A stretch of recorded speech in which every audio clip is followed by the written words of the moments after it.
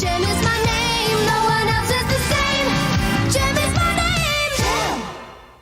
Generally speaking, I'm the kind of guy who will sit through the opening and closing of every single episode of a television series. And JEM and the Holograms is no different. During the first season, I happily sat through the opening JEM theme song and watched the episode and sat through the credits. Since season 2, I have been, for the most part, fast-forwarding through the second show opening, the JEM Girls theme, because not a fan. Well, that bit me in the butt this time, because this particular episode, Kimber jumps in the middle of the... Just stop everything! And addresses the audience. Just takes that fourth wall and punches it right in the face. Come on and be a JEM girl. JEM. JEM's my name. There won't be a story today. JEM's gone. Jerica's gone. And JEM and the Holograms will never play again. So, JEM/Jerica is missing.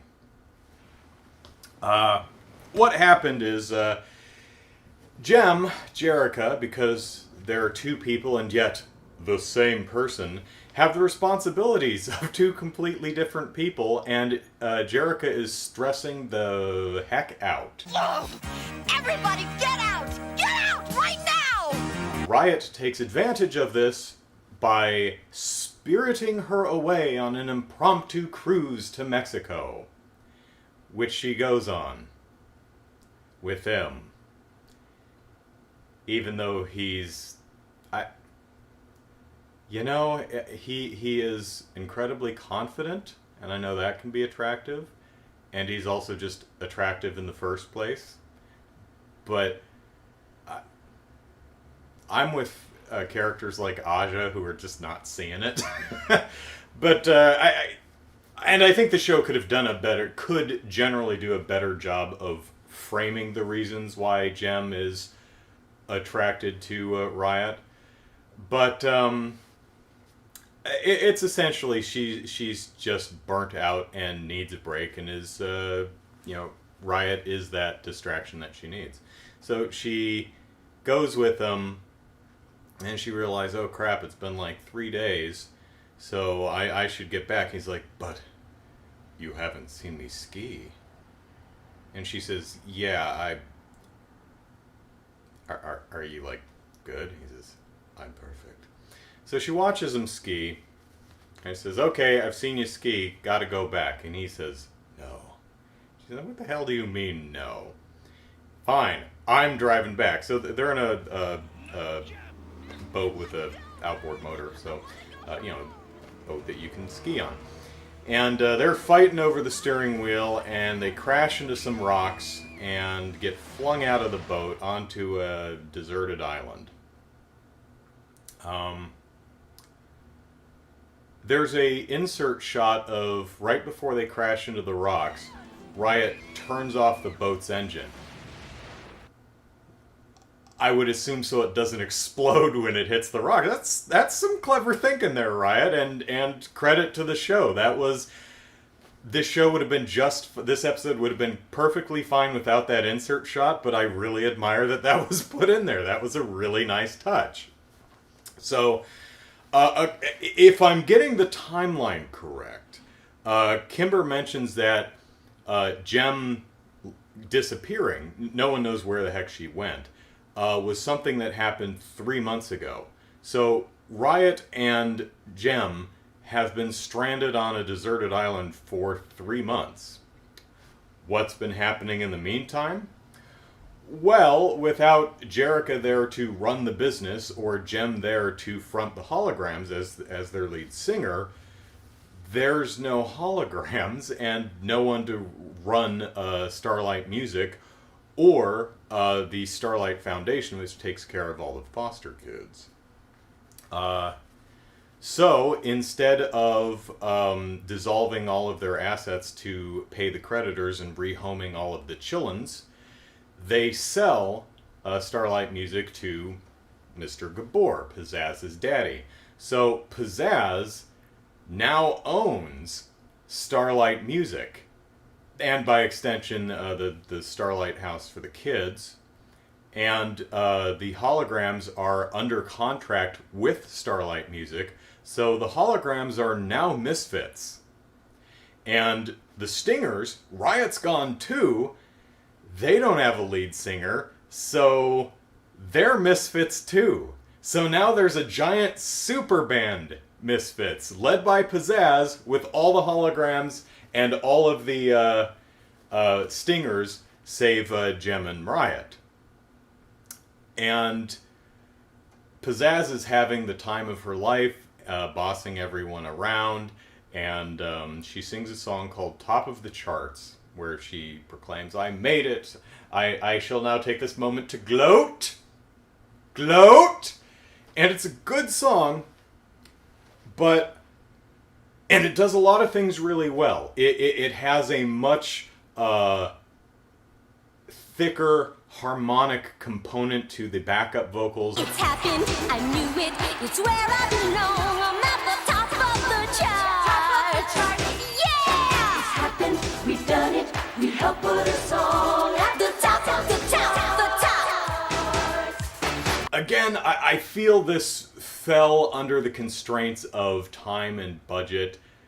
I really think Top of the Charts could have featured a much thicker musical soundscape, and denser, more complex vocal accompaniment.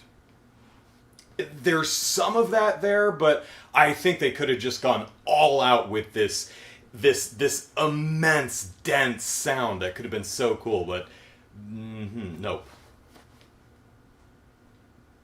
For example, you can see Jetta in the background playing the sax, but I didn't hear any sax in the musical accompaniment. This was a great opportunity to just, you have all these voices, you have all these instruments, man, use them to make this huge sound. They don't. It's still a good song, I still enjoyed it, and Pizzazz preening is wonderful, but what could have been, you know? So, they get a postcard from JEM from somewhere in Mexico saying, "I'm with Riot in Mexico and I'm happy here. Bye." Of course, no one really seems to notice that Jerrica's missing too. Also, I think JEM says to Riot, she says, "I want to get home and visit my sister," which is a slip, but from Riot's perspective, he'd probably just assume that JEM has a sister that she misses, so no big deal. Although Kimber nearly gives the ball. I mean, she slipped so bad that unless everyone was just not paying attention to her, they should have picked up on that. Of course it was written by JEM. I know my own sister, JEM's handwriting. So this episode is called The Day the Music Died.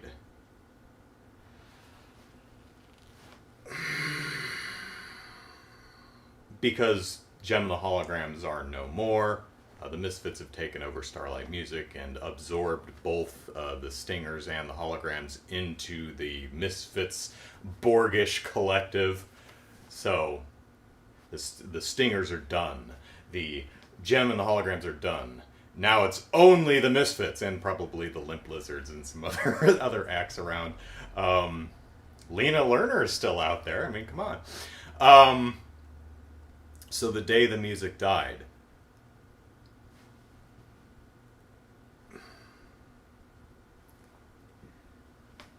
The day the music died is referring to an actual event. It's referring to the plane crash that killed Buddy Holly, Richie Valens, and the Big Bopper back in late 50s, early 60s, somewhere around there. So, using that title for this episode, a little gauche. I don't know, maybe in the, well, when this show was made 40 years, the phrase became a bit more colloquial. I don't know, but not the title I would have went with. We'll just say that. So anyway, Minx or Rapture, one of them, looks at the postcard and is like, hey, you see that R with the circle around it? That means Riot wrote that, numbnuts. And Kimber says, oh, I thought that was part of the postmark. She says, no, he's forging Jem's handwriting, but he's so conceited he has to sign it himself somewhere. So that was definitely from Riot. So we've got the postcard. We know where they are. Let's go get them. So they go to Mexico and they track down to the boat rental, and they're like, yeah, boat never came back. That blows. So they get on a bunch of boats and fan out to figure out where the hell they are, and they go to the deserted island and they find Jem and Riot lounging on hammocks, and Riot and Rio get into a fist fight, and Jem says, I'm my own person, I'm not something to fight over, I go where I want, and I'm going home, so neener. So they go home, and Pizzazz owns Starlight now, so what now? Well, as we might remember from the treasure hunt episode, Pizzazz hates kids. I hate kids! And the Starlight Girls are no different. And the Starlight Girls are savvy enough to understand this and just pester her to death. It's like, hey, school's coming, and we need new clothes and books and all this stuff, and if you don't get us all that stuff, then we're just going to have to tell the, Child Protective Services that you're not taking good care of us, and they're going to shut down the... And she's like, oh my god, fine. And they're running roughshod throughout the house, and Ashley's like hanging from a light fixture, and so the Jem comes home, and they're like, oh my god, Jem, thank god you're back. Please, you can have Starlight Foundation and music. I don't want them. And she's also running the business into the ground. Starlight was having some monetary issues before she took over. Now it's even worse because she's, just putting out albums and supporting all the kids, buying whatever they want, and paying the salaries of all of the, the Misfits and the Stingers and the Holograms. So she gets Eric to balance her bank book, and he's like, oh yeah, you're in the red. Yeah, you're bad at this, Pizzazz. You're very, very bad, Pizzazz. So he's like, no, sell to me. But then the kids say, oh, then you can be with us forever. And he's like, okay, I changed my mind. So all's right with the world. Da, da, da, da, da, da. I've been singing that song for a while, and they actually reprise it, so that's nice. They show some magazines. So all is right with the world, and Jem and the Holograms perform, and they're on Lindsay's show, and there's a bunch of Spinny magazine, and I really like this particular magazine. I love this face that Gems make. I just like that. That's great. Also, Billboard watch. The billboard was better in this episode. This particular shot, it looks a little washed out, but not bad. It does get replaced with the Misfits billboard, and then they get it back, so they replace it with a brand spanking new Jem billboard, which looks very nice. And I have to say that you don't need to replace billboards with a wrecking ball. In fact, you probably should not, but I'm sure it's very therapeutic to do it that way. So hey, you do you.